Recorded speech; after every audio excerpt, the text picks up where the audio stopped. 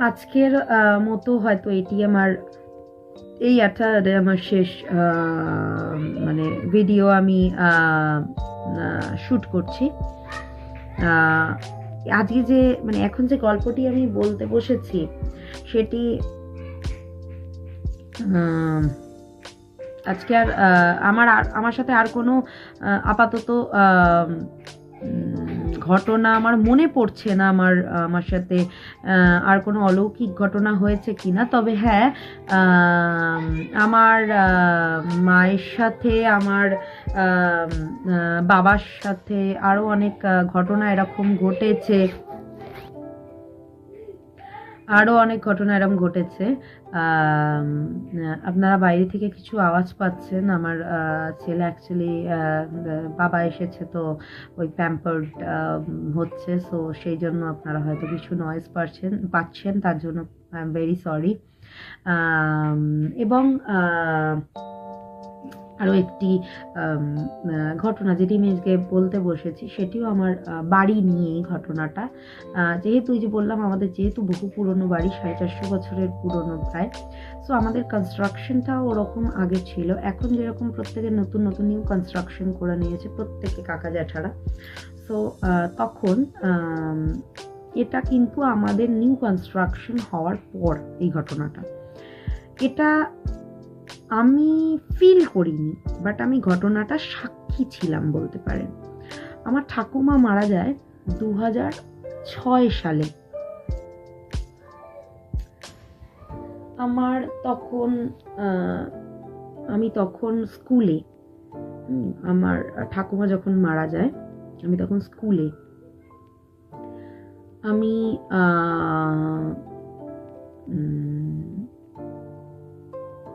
মানে higher school বলবো না, মানে আমি তখন হায়ার স্কুলে নয়, হ্যাঁ তখন আমি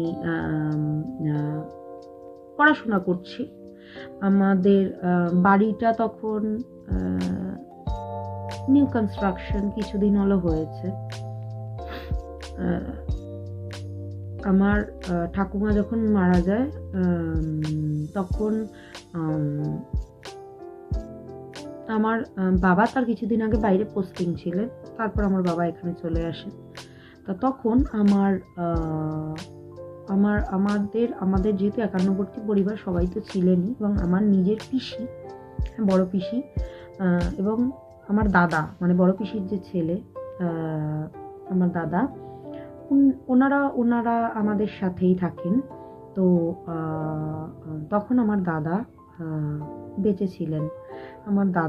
আমার পিসি এখনো আছেন, কিন্তু আমার দাদা মারা গেছে 2016-তে। তো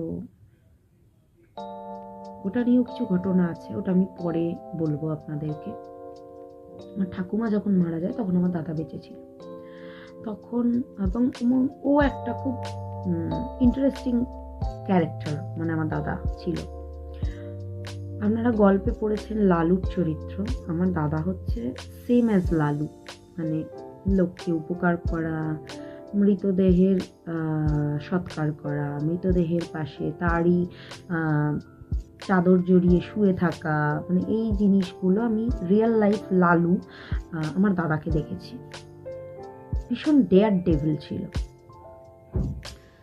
হয়তো সব ক্ষেত্রে সেটা ও যেগুলো করতো কিছু কিছু ক্ষেত্রে বাড়াবাড়ি লেভেলের করতো, কিছুই মানতো না। আমি ওকে অনেকবার বলেছি কিন্তু মানতো না।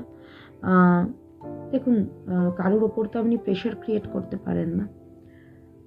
তবে ওর যেহেতু আমি চাইল্ডহুড থেকে ওর মানে ও তখন অনেকটাই বড়, আমি যখন জন্মাই ও আমার থেকে অনেক দিনের বড়, অনেক বছরের বড়। অ্যাকচুয়ালি ও আমার থেকে অনেক বছরের বড়।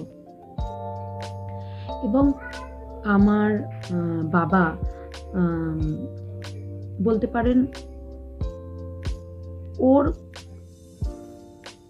লাইফে অ্যাজ এ ফাদার যা যা দায়িত্ব একজন বাবা পালন করেন যেহেতু ওর বাবা ছোটবেলা থেকে ছিলেন না, ওর খুব ছোট বয়সে ওর বাবা চলে যায়, তো সেই সমস্ত দায়িত্ব যেহেতু আমার বাবা পালন করেছেন, তো ও ছোটবেলা থেকেই আমি ওইটা দেখেই বড় হয়েছি এবং একসাথেই বড় হয়েছি। তো ওর চলে যাওয়াটা কোথাও গিয়ে আমাকে খুব খুব নাড়িয়ে দিয়েছিল, মানে আনএক্সপেক্টেড ওর চলে যাওয়াটা। যাকে ওটা নিয়ে পরে কথা বলবো। সো আমার ঠাকুমা যখন মারা যায়, আমরা কিছু জিনিস এক্সপিরিয়েন্স করি, স্পেসিফিক্যালি আমার মা, আমার বাবা। আমি খুব একটা এক্সপিরিয়েন্স করেছি বলবো না, আমি তখন ছোট। আমার ঠাকুমা অনেক বয়সে মারা যান। আমার ঠাকুমা মারা গেছেন তখন প্রায় আমার ঠাকুমার বয়স 90 কাছে কি 90 এরকম হবে। হ্যাঁ, আমার ঠাকুমা খুব সুন্দরী ছিলেন, খুব সুন্দরী। আমার বাবার সঙ্গে ছবি দেখলে আমার ঠাকুমার আমি কিছুটা পেয়েছি, মানে স্কিন বলুন, দেখতে আমি হয়তো আমার বাবার আর মায়ের মেলানো। হ্যাঁ, কিন্তু আমার আমার আমার গায়ের রং আমার বাবা মা মেলানো। আমার বাবা খুব ফর্সা, আমার মায়ের গায়ের রংটা একটু চাপার দিকে। হ্যাঁ, তো আমার ঠাকুমা ছিলেন ওরম ফর্সা, এবং আমার ঠাকুমার মানে আমার যারা পিসি বা আমার যারা আমার জ্যাঠাও খুবই অল্প বয়সে মারা গিয়েছিলেন ট্রেন অ্যাক্সিডেন্টে।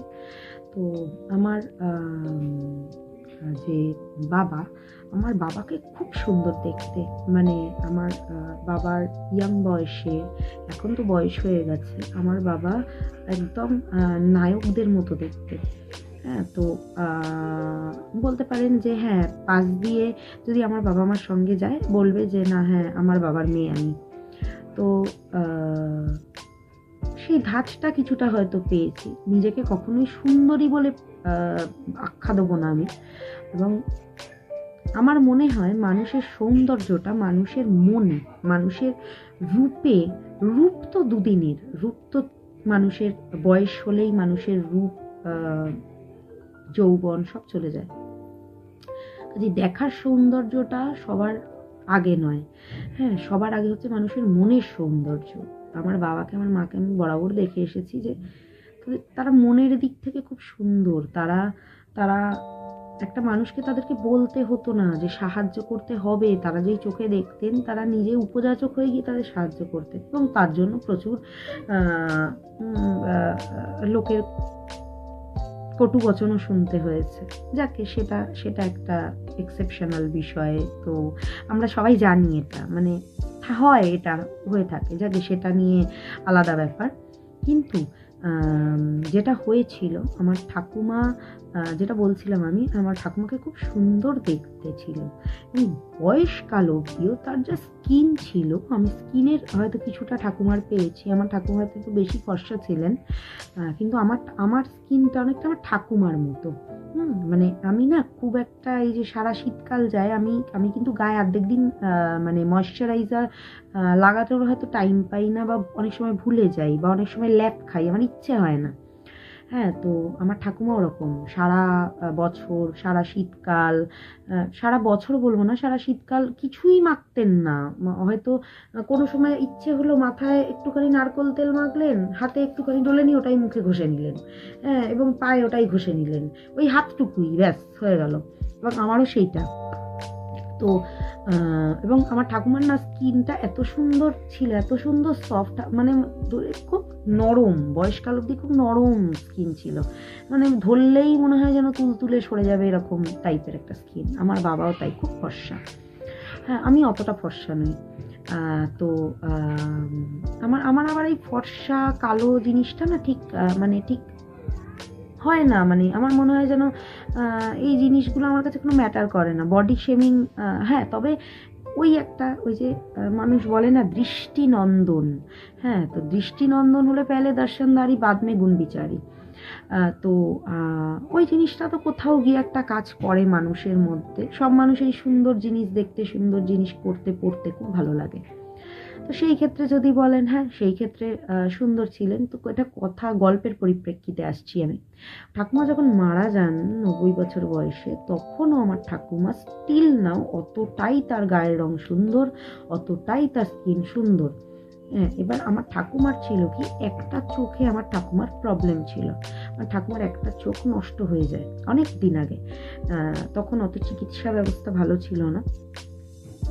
আমার ঠাকুমার একটা চোখ টোটালি ব্লাইন্ড ছিল, কিন্তু বোঝা যেত না যে ব্লাইন্ড চোখটা, একটা চোখ পুরো মনিটা কটা, ওই চোখটা আমার ঠাকুমার ব্লাইন্ড ছিল। আমার ঠাকুমা আমি আমি অনেক গল্প শুনতাম ঠাকুমার কাছে।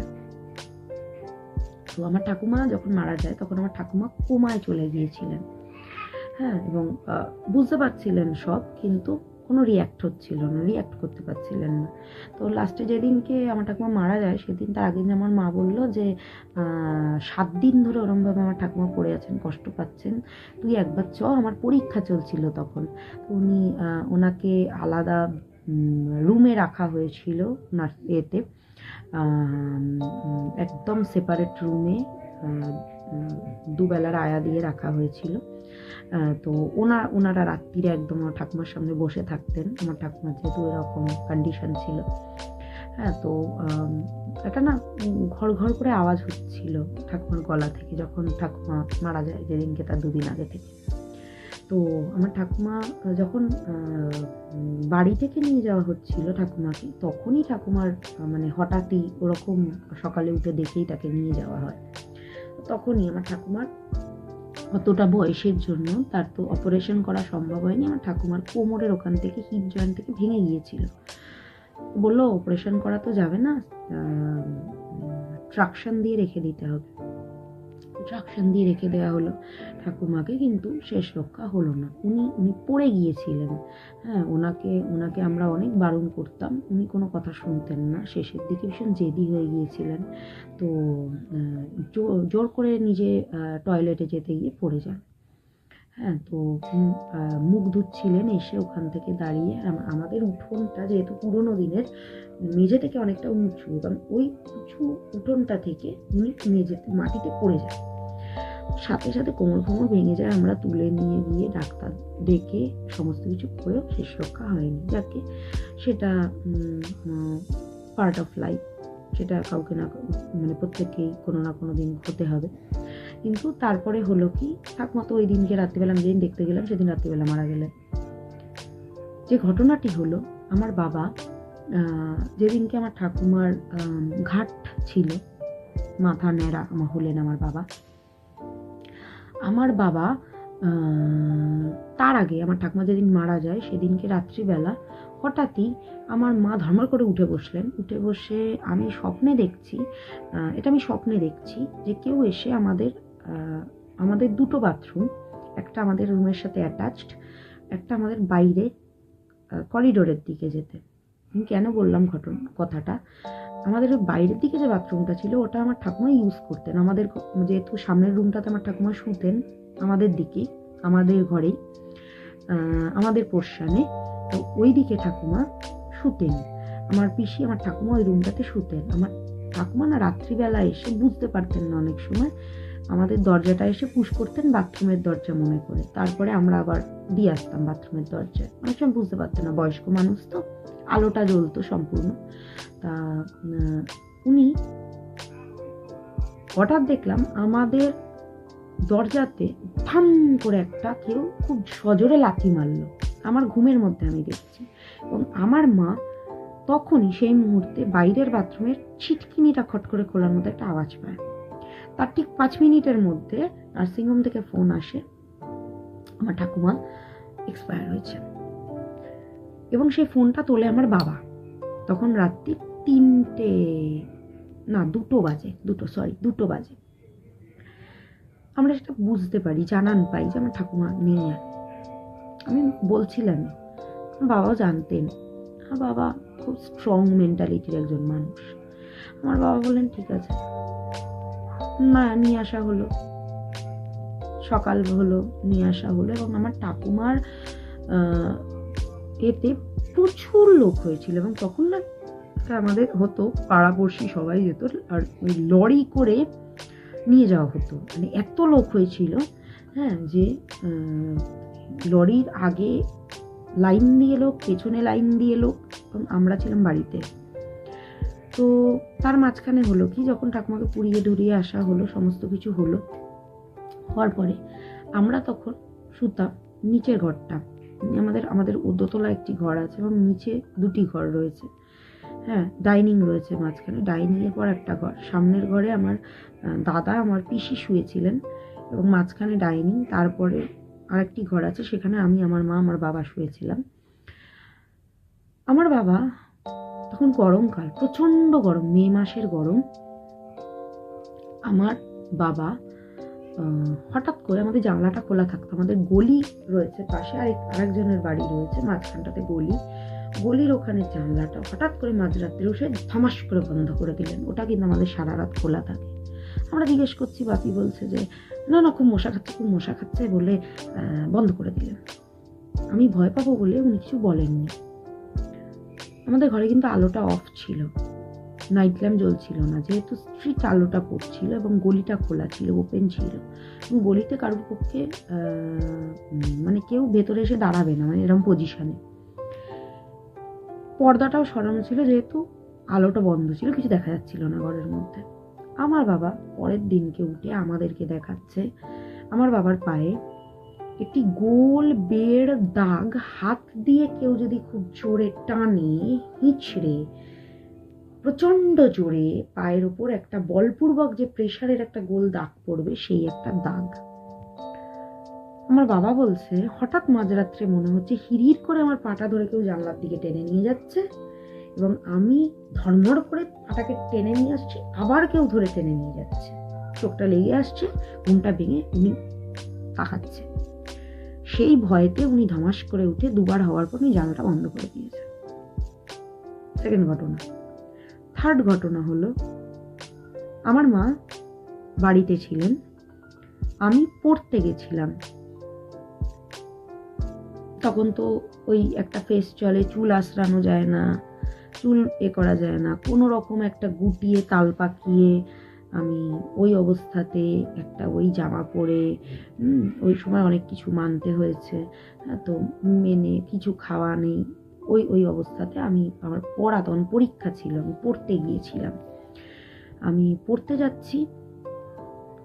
গেছি, বাপি নেমন্তন্ন করতে বেরিয়েছে, হ্যাঁ, নিমন্ত্রণে গেছে, কেউ নেই বাড়িতে, আমার পিসি নেই, আমার দাদা নেই, কেউ নেই, আমার মা সম্পূর্ণ একা, এবং আমার বাড়ির লোক রয়েছে, মানে জেঠুতো, জেঠি, কাকি, তারা সব নিজের নিজের ঘরে, সেপারেট রুম। আমার মা বাথরুমে গেছেন, সারা ঘরের আলো জ্বলছে, কিন্তু বাইরে থেকে এসে আমার জ্যাঠা কাকারা প্রচন্ড চিৎকার করছে, আমাদের রান্নাঘরে নাকি মারাত্মক পরিমাণে বাসন ধুমাদ্দুম পড়ছে, হ্যাঁ, কেউ ছুঁড়ে ফেলে দিচ্ছে বাসন। আমার মা কিন্তু ঘরের মধ্যে ওয়াশরুমে বসা, আমার মা কোনো আওয়াজ পাননি, সম্পূর্ণ একা। আর ওরা তারস্বরে চিৎকার করছে, বাইরে বেরো, তোমাদের ঘরে বাসন কে ফেলছে, তুমি কি হলো, তুমি ঠিক আছো তো? আমার মা বাথরুম থেকে বেরিয়ে শুনছে বাইরে প্রচন্ড চিৎকার চেঁচামেচি হচ্ছে। আমার মা গিয়ে ধমাস করে দরজাটা খুলেছে, খুলে বলছে, কি আছে তোমরা চিৎকার করছো কেন? বলছে এই ঘটনা। বলছে আমি তো কিচ্ছু শুনতে পাইনি, এবং বাসন একটাও পড়া নেই, প্রত্যেকটা বাসন যে যার জায়গায় রাখা। তারপরে যে ঘটনাটি ঘটলো আমার জেঠির সাথে ঘটলো, আমার এক দিদির সাথে ঘটলো। আমার দিদি আছে, কিন্তু আমার যে জেঠি ছিল উনি রিসেন্টলি কিছুদিন আগে মারা গেছেন। সেই জেঠি দেখলেন আমার ঠাকুমা যেখানে উঠোনে বসে থাকতেন, ঠিক সেই জায়গায় 8টা সাড়ে 8টা নাগাদ, আমাদের উঠোনটা অন্ধকার থাকতো, উনি একটা কোথাও থেকে ফিরছিলেন। আমার দিদিও দেখেছেন, উনিও দেখেছেন। আমার ঠাকুমার মতো একটা অবয়ব, একটা স্ট্রাকচার। আমার ঠাকুমা একদম ফিনফিনে সাদা শাড়ি পরতেন, এবং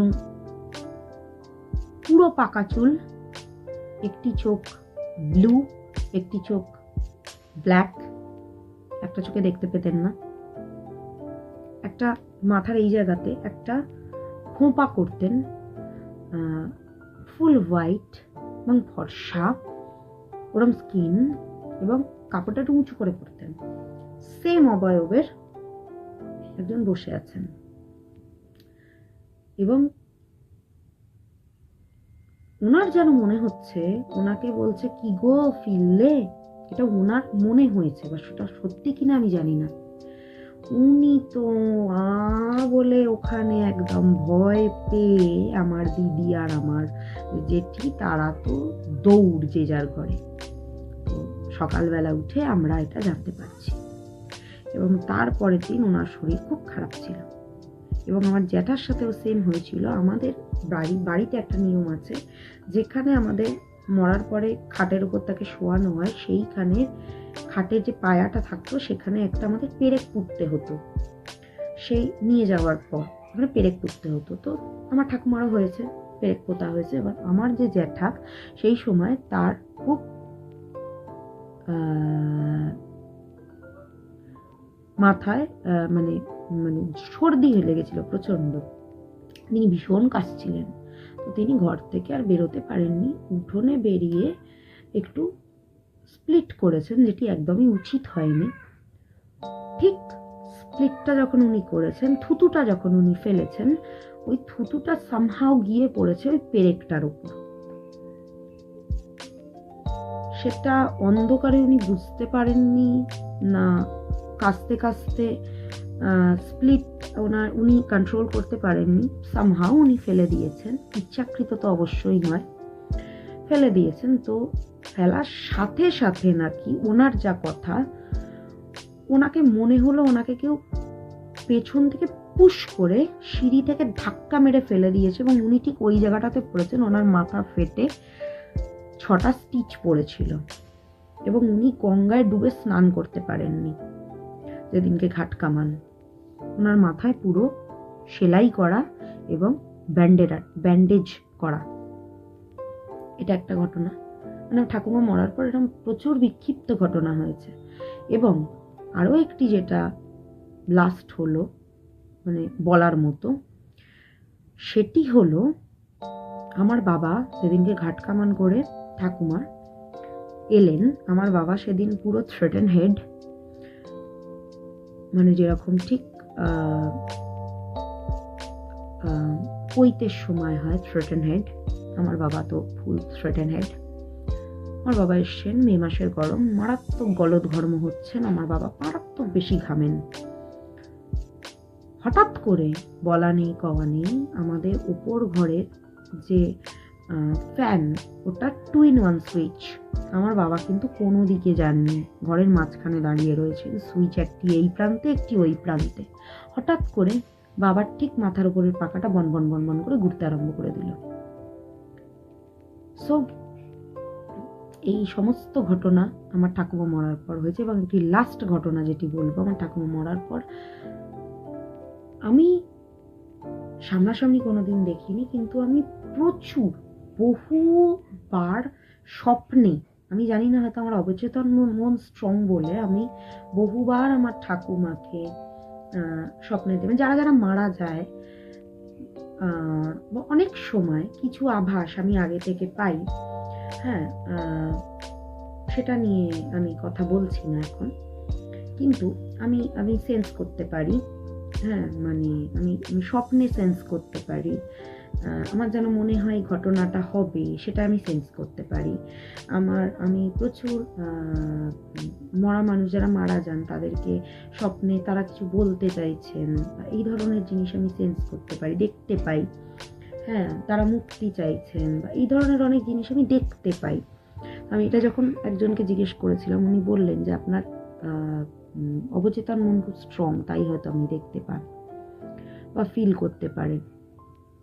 জানি না, আমি জানি না, আপনারা জানলে বলবেন এই বিষয়টা।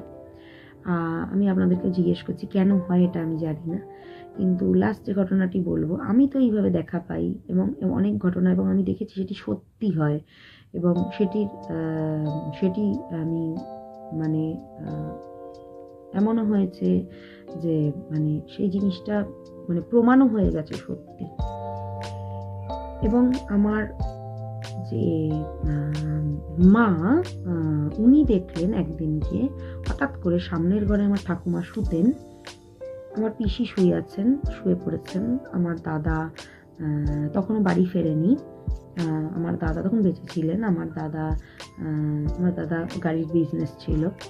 হ্যাঁ, তো আমার দাদা তখনও ফেরেননি, মানে আমাদের ছিল আর কি। আমার বাবার গাড়ির বিজনেস ছিল, সেটা দাদা দেখতো।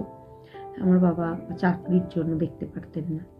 তো আমার দাদা অনেক রাত্রে ফিরতেন। তো বিভিন্ন ব্যাপার থাকে গাড়ির, যাদের গাড়ি রয়েছে তারা জানবেন, গাড়ির বিজনেস যাদের রয়েছে স্পেসিফিক্যালি। হ্যাঁ, তো এরকম গাড়িও আমার দাদা, যেহেতু আমার বাবা পারতেন না, হ্যাঁ, অফিস সামলে এই সমস্ত পারতেন না, তো ওই দিকটা দাদাই দেখতেন। তো এই সূত্রে দাদাও অনেক অনেক জায়গায় অনেক কিছু ফেস করেছে, যেটা পরে কোনো দিন বলবো। হ্যাঁ, কারণ ও যেহেতু নেই, সেই জিনিসগুলো বলতে এখন আমার একটুখানি কষ্ট হয়। ওর কথা মনে পড়ে যায় অনেক সময়। হাজার হোক, একসাথে ছোটবেলা থেকে বড় হয়েছি। ও যদিও আমার থেকে অনেকটা এজে বড়, তবু স্মৃতি তো থাকে মানুষের। যাকে লাস্ট যে ঘটনাটা বলবে আজকে আমি শেষ করব, আমার ঠাকুমারই ঘটনা। আমার মা দেখলেন যে ঠিক আমার পিসি যেখানে শুয়ে আছেন, আমার পিসিকে ভীষণ ভালোবাসতেন, বড় পিসিকে। হ্যাঁ, মানে যা ছিল বড় মেয়েকে উনি বেশি ভালোবাসতেন। অন্য সবাইকে ভালোবাসতেন হয়তো, কম বেশি তো হয় মানুষের, বাচ্চাদের মধ্যে অনেকের, অনেক মায়ের। তো বড় পিসিকে বেশি ভালোবাসতেন। বড় পিসির ঠিক লাগোয়া একটা কোনো সাদা শাড়ি পরা একটা অবয়ব দাঁড়িয়েছিল। তো সে হঠাৎ করে সেখান থেকে মানে এক ঘরের মধ্যে এ প্রান্ত থেকে ও প্রান্তে ঝটিকা সফরের মতো চলে গেল, মানে বাইপাস করলো আর কি, মানে ওখান থেকে সরে গেল। হ্যাঁ, সরে গেল, এবং আমার মা সেটি দুবার দেখেছেন। ঘরের মধ্যে এ প্রান্ত থেকে ও প্রান্ত, আমাদের ঘরগুলো পুরোনো দিনের, যেহেতু ওই সামনের ঘরটি আমাদের যেহেতু আমাদের সঙ্গে লাগোয়া, ওপরেও একটা ঘর আছে, সাইডেও একটা ঘর আছে, তো ঘরটা আমরা পুরোপুরি ডেমলিশ করে নতুন ঘর করতে পারবো না, সেই জন্য আমাদের ওই ঘরটিকে রেনোভেট করতে হয়েছে। তো ওই ঘরটির আকার প্রায় 20x20, বিরাট বড় ঘর, বুঝতেই পারছেন। হ্যাঁ, মানে খাট রাখার পরেও, একটা 6-7 খাট রাখার পরেও বিরাট মেঝে থাকে, এবং খাট না রাখা থাকলে তো কোনো ব্যাপারই নেই। আমার পিসি শুয়েছিল, পিসির গা ঘেঁষে দুবারই, আর একবার ফাঁকা ছিল, পিসি ঘরে ছিল না, ওয়াশরুমে গিয়েছিল, সে কোনো মা দেখেছে এদিক থেকে ওদিক ঝটিকা সফরের মতো একটি সাদা অবয়ব সরে গেছে। যাক, এই ছিল আজকের শেষ ঘটনা। আবার পরের দিন নতুন ঘটনা বা নতুন ন্যারেট করা গল্প নিয়ে চলে আসবো আবার। আজকের জন্য টাটা। জানাবেন কিরম লাগলো, আর আপনারা যদি এই ঘটনা গুলো আপনাদের ভালো লেগে থাকে অবশ্যই জানাবেন। আর আমি ঠিক বুঝতে পারছি না এগুলো কি, কিছু তো প্যারানর্মাল ঘটনা রয়েছে, আর যেগুলো আমি অলৌকিক ঠাকুরের ঘটনা বললাম সেগুলো আপনারা বলবেন যে আমি রিলেট করে আপনারা ওই জিনিসগুলোর সাথে রিলেটেবল কিনা, বা আপনাদের মধ্যে এরকম কোনো ঘটনা ঘটেছে কিনা, বা এটা সত্যি অলৌকিক কিছু কিনা আমি বুঝতে পারছি না। বা কোথাও যদি আপনাদের মনে হয়, আমি কিন্তু কোনো রকমের কোনো ধর্মকে আঘাত করার জন্য, কারো বিশ্বাসকে আঘাত করার জন্য কোনো রকমের কোনো ঘটনা বানিয়েও বলছি না, টোটালটাই আমার নিজের এক্সপিরিয়েন্স করা, আমার নিজের লোকের এক্সপিরিয়েন্স করা, এবং আমার শোনা। প্রত্যেকটা কথা সত্যি আমি যা যা বললাম। সো জানাবেন কিরম লাগলো। টাটা।